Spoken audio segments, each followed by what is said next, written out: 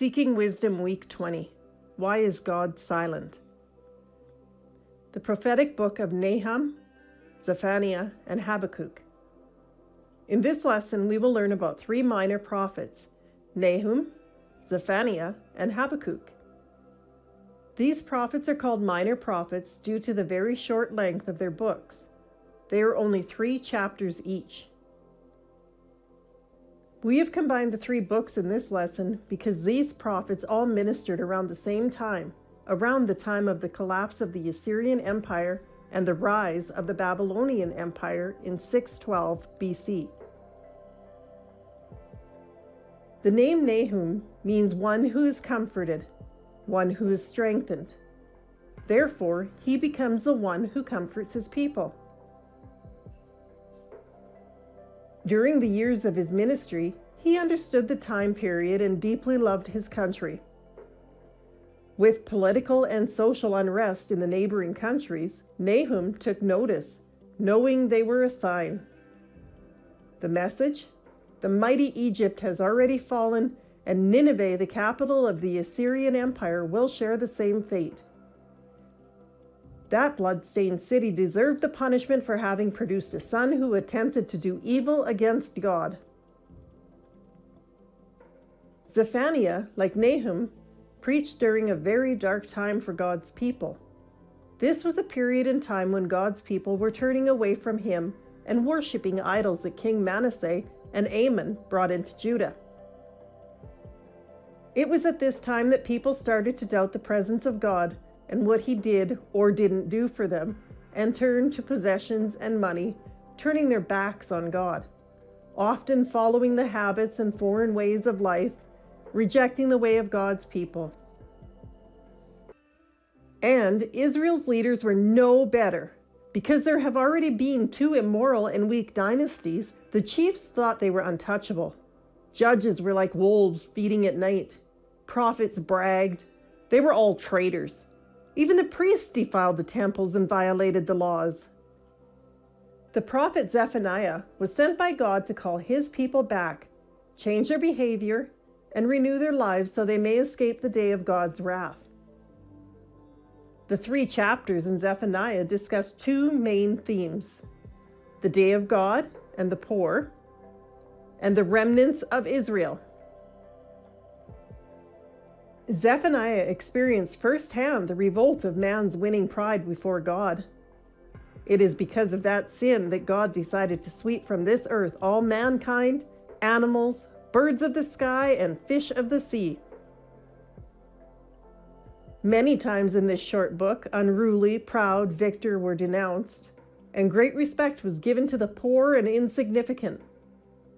In Zephaniah's eyes, the poor were not only the hungry, but those that sought God, took refuge in his name, and lived a life of humility and justice. These are what is considered the remnants of Israel after the Lord's wrath, the great purification. The 3rd book in this lesson is about the prophet Habakkuk. Chances are that he ministered either before or after the first siege of Jerusalem in 597 BCE. It was these prophecies that made it clear that the Babylonian Empire was a very dangerous threat to the Israelites before the fall of Jerusalem in 587 BCE. Habakkuk voiced his displeasure with the cruel justices many of the Israelites had to endure during the harsh rule of King Jehoiakim, and the king was condemned by the prophet Jeremiah for abusing his authority and proclaimed he would be buried like a donkey. The prophet Habakkuk is one that has asked some of the questions that are sometimes painful when believers are weary and suffering. Why do you force me to see crime all the time, and you keep watching suffering? Why does he keep watching the traitors? Why is he silent when the wicked devours someone more righteous than himself? Lord, why are you silent? These prophecies address the Israelites that questions God's righteousness and try to understand why God is holy and righteous, but allows sinful Gentiles to invade the temple where he dwells, slaughtering his chosen people. Habakkuk found an answer for these people. Behold, those who do not have an upright heart will fall, and the righteous will live, thanks to their faithfulness. If you quickly read through the book of Habakkuk, it looks as though Habakkuk is skeptical of God's righteousness, because God punished the Israelites harshly, but was lenient with the Gentiles. But if you read it carefully, you will discover that the author is simply helping the readers understand God's love. Habakkuk is asking people to live righteously and trust in God, because God's punishment is imminent to bring his people back to righteousness. This book raises a question of divine justice and how God can hate wickedness, but use the brutality of the Babylonians to punish the Israelites. Even if the people of God sinned, they were more righteous than their oppressors, for Babylon saw its power as divine. The problem of evil is looked at on a general level, rather than an individual level, and perhaps we must bear joint responsibility with the individuals, just as the saying goes, punishing children for the iniquity of the parents to the third and fourth generation of those who reject me. Although we cannot understand God's work in the past, we can look at the paradox used to rule people. He is the Lord of the universe, of empires and peoples. God prepares for the victory of his justice. He waits for his appointed time. That time will certainly come, albeit slowly. Wait in patience. The righteous one must not be disappointed, seeing that God has yet to act against evil. For God is God, making me strong. Indeed, God governs the universe by mystery. These books must be carefully considered in our everyday life as we witness the suffering, injustice, and oppression in the silence of God. As with each book in the Bible, we must look at how we can use the lessons in these books in our everyday life. We all know God is the master of history and that any earthly power we have will pass, no matter how strong it is. In the end, God alone is the one who dictates history and triumphs over everything.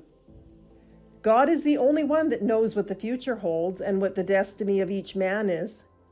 He is a good God, slow to anger, but also willing to punish those who do evil against him. Have you ever wondered why it seems as though God is silent? One of the greatest challenges for the Christian faithful in this age of experimental science is God's seeming silence. Many people pray to him, but it seems that God does not hear our prayers. Good people are beaten up. The innocent suffer many injustices, and the suffering of the body and spirit surrounds humans.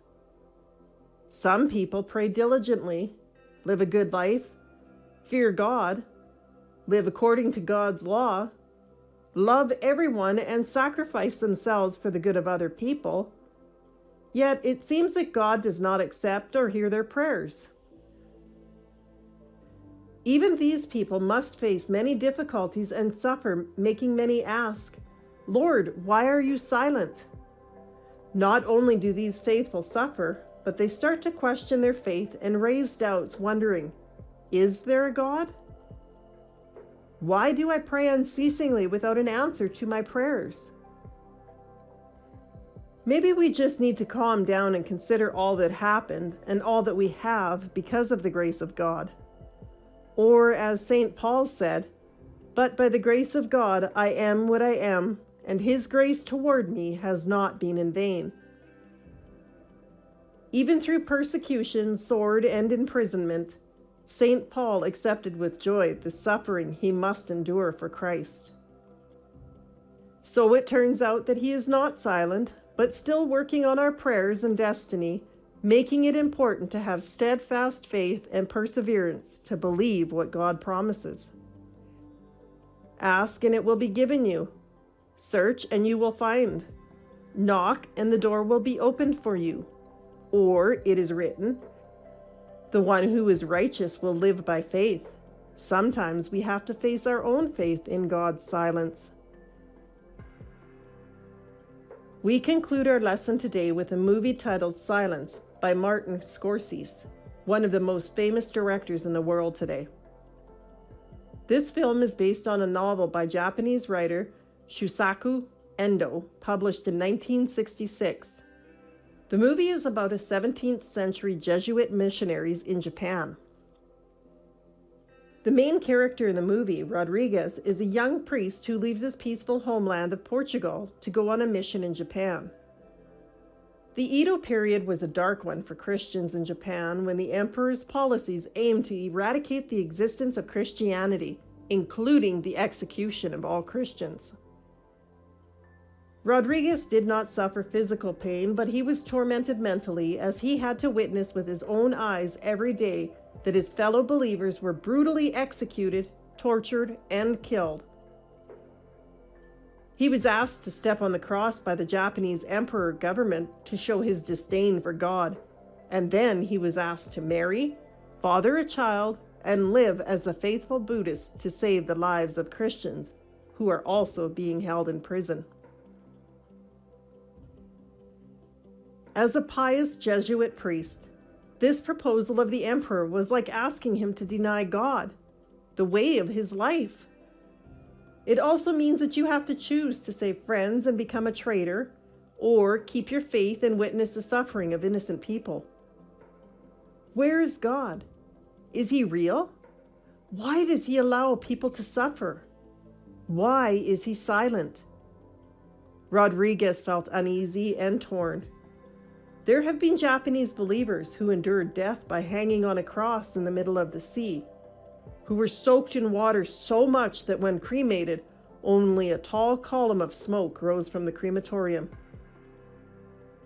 Some were tied up with straw and burned, or thrown into the sea, all to preserve faith with Jesus. They chose to die for greater things, and were happy about it, even though God was silent with them. They still felt at peace and happy. Amidst the life and death of Christians, Father Rodriguez was forced to step on the cross so that the villagers could be forgiven. For the first time in his life, Rodriguez heard the voice of God, but with very strange words that were difficult to accept. "Step on. I came to earth to bear the pain with you. Step on." So the Lord told him to step on the cross so that the Christians could be spared death?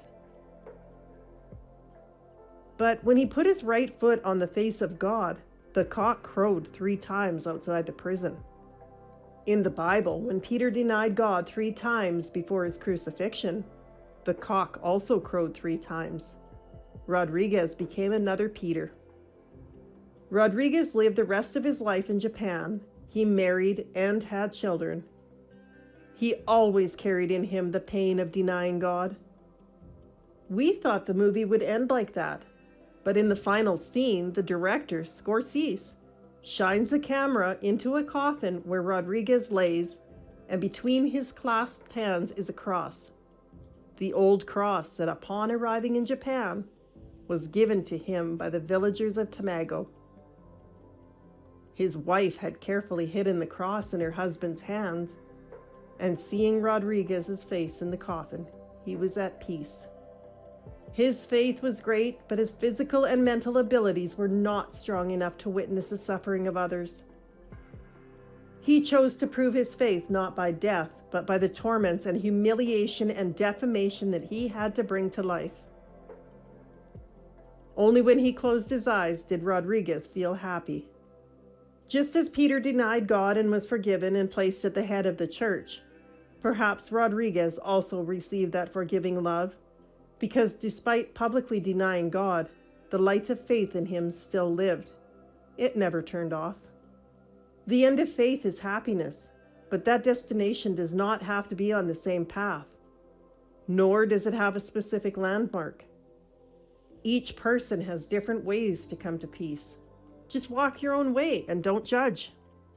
God's silence is the greatest test for those who dare to believe. This is also the main message that Scorsese expressed through Silence, the film he cherished for 26 years. Please watch the movie by following the link in this video. We truly wish you will all find true peace and happiness. Thank you for watching. We hope you enjoyed this week's lesson. Please join us next Friday for our new video. The answers to this week's questions will be revealed in next week's video. Remember, every Friday at 7 p.m., the Seeking Wisdom Challenge will be posted on YouTube and Facebook. If you enjoyed this video, please like, share, or subscribe to our channel. If you have any questions, leave them in the comment section below. Thank you for watching, and we wish you a wonderful weekend full of grace and joy.